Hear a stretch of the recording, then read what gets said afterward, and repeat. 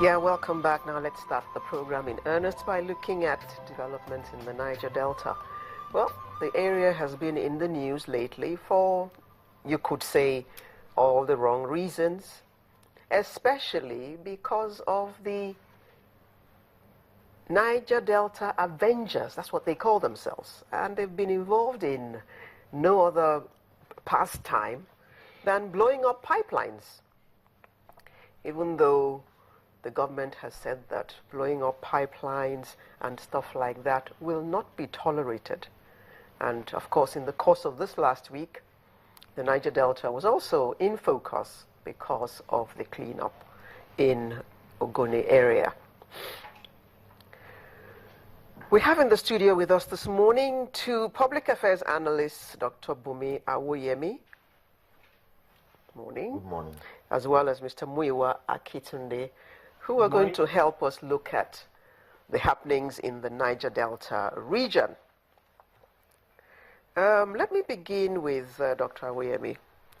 Now, the Niger Delta Avengers have been very, very busy. And all these blowings up happened in spite of the heavy presence of military personnel and all that. What do you think Nigeria can do to stop this spate of damaging our national assets? I've often said on this program that the penalty for crimes like that should be something very, very drastic, because you're damaging the lives of every single Nigerian by such acts of vandalism. Yes, I appreciate the question. The federal government has to use a multifaceted approach, if they want to stem, this sabotage that's going on, of the oil installations. The short-term approach is to ensure enforcement of the law. And that has always been the problem with Nigeria. A group of people will come up, they will break the law, the government will pat them on the back and grant them amnesty. People will be arrested for doing the wrong thing. Before you know it, a powerful individual somewhere, a governor or a minister, will bail them out. But none of them have been caught. And at the end of the day, there's no conviction.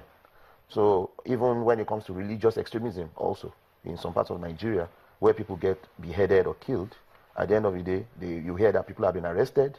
The next moment, you hear that they've been released. So we are either a country of laws or we are a lawless country. We have to choose one. And where you have a situation where people who are, violent and people who want to, have their way will use the instrument of violence to get what they want, and we keep encouraging it, more of such people will be coming out from different areas of the country. In the southwest now, we can say things are peaceful. Who knows tomorrow? Maybe another group is going to come up and they will start blowing things up, God forbid, and then they get amnesty. So when you have a situation where you are granting amnesty to people, for doing the wrong thing, and you have graduates who have graduated from university for several years, they've been out of school, and they've not been able to get gainfully employed, and they are roaming the streets, and they are unemployed. And you have somebody who probably, did not take his education seriously, and just goes and blows a pipeline somewhere and becomes a billionaire overnight. This is what you get, because they are now seen as role models. That, okay, you can blow up a pipeline and buy a private jet. So that's the problem. We have to begin to enforce the laws. That's the beginning. The other thing is the long-term approach, which is looking at the problems of the Niger Delta when it comes to the damage that has been done to the environment, and trying to, address those issues by passing legislations to remedy the situation. Right now, we don't have enough legislations on the books, and even the ones we have on the books are not being enforced. Because, like in Nigeria, the main problem we have is poor regulatory enforcement. Even for the existing laws that we have, are not even enough. They are not being enforced. We hear there are no shortage of laws. There are no shortage of laws, but there are shortage of laws when it comes to oil pollution and when it comes to the environment in Nigeria. But even the few laws that are there, they are not being enforced, because it's easy for people to go into the ministries and bribe people and compromise them, and where they're supposed to do their job, they look the other way. It's just like with tax collection and all the other areas that we know, where a company is supposed to pay a certain amount in tax and they're not paying pittance, to the government. So we have to also look at this long-term approach of looking at the environment, passing laws to remedy, because these people, some of them have genuine grievances about what has happened to the environment, but not necessarily the guys who are doing the blowing up. but the people of the Niger Delta in general, the communities, they are aggrieved, because many of them have lost their means of livelihood. Fishing and farming is the main means of livelihood of the people of the Niger Delta. That's disappeared right now. Their heritage sites have been destroyed. Burial sites have been destroyed by oil pollution, and the activities of the oil companies in this Niger Delta region has actually damaged the region beyond repair.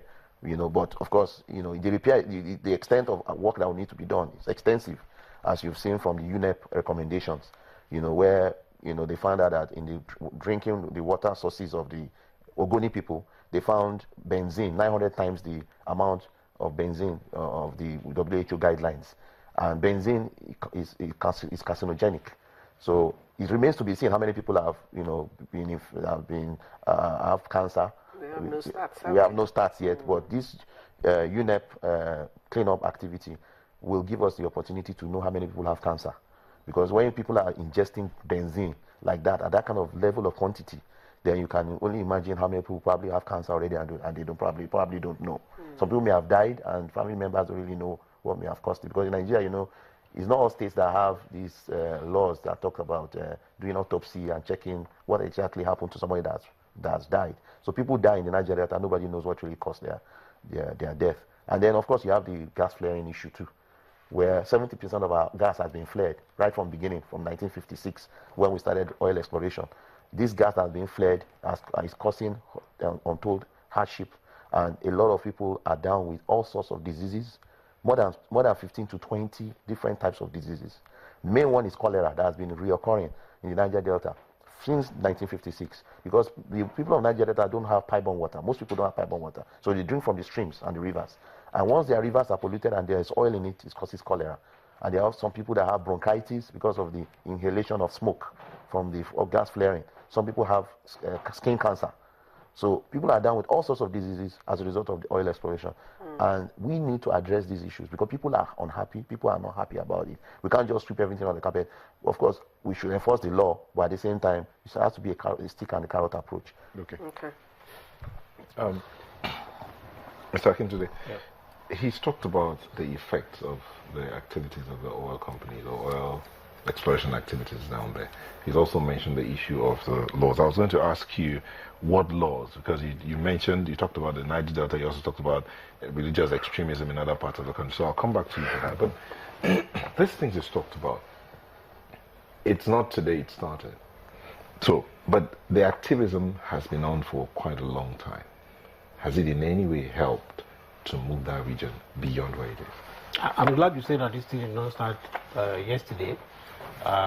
Indeed, before the Avengers and the other groups that we had, I'm sure you know about Isaac Boro. I mean, way back in the 60s, before the Civil War, he was a minority rights activist. And indeed, Ken Saro-Wiwa, who came up later, and Said Dakubo, said he was their hero, and he inspired them to fighting for the rights of the Niger Delta region. Anyone who has been to that region would indeed realize that there is need for them to make agitation. I'm not talking about violent agitation, but there is need for them to say that Nigeria has not been right to them, because Nigeria has indeed gotten its mainstay of the economy from that environment, and as a result of the exploration, so much damage has been done to that system. So it's only fair and justified to begin to think of ways of ameliorating their environmental challenges.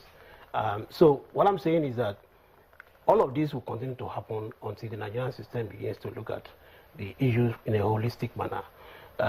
That's why some people are beginning to talk about maybe having a regional system, a system whereby the federal will become very weak. I mean, the federal is still very, very powerful and big, that everybody is looking up to Abuja for survival. State governments are no longer looking at ways of generating revenue within their own states. They are going cap in hand every month to collect revenue from the state. And what are they doing with that revenue? They cannot even pay salaries of their staff. So if every region is dependent on what it generates and what nature has been able to endow it with, and then you pay tax to the federal government, it becomes very important for everybody to understand that each of our own region has resources, and you have to see how you can manage it efficiently. What I'm saying in the long term is that, yes, we have Avengers today, but we're going to have some other ones the next day, unless the government begins to look at it in a bigger picture, a holistic manner, beyond just dealing with the Avengers. I'm not saying we should not deal with the Avengers because it's economic sabotage. We should deal with them squarely, but we should look at the issues in totality. Let me put that question to you in another way. There have been various groups agitating in the Niger Delta. How successful have they been? And I'm talking with regard to the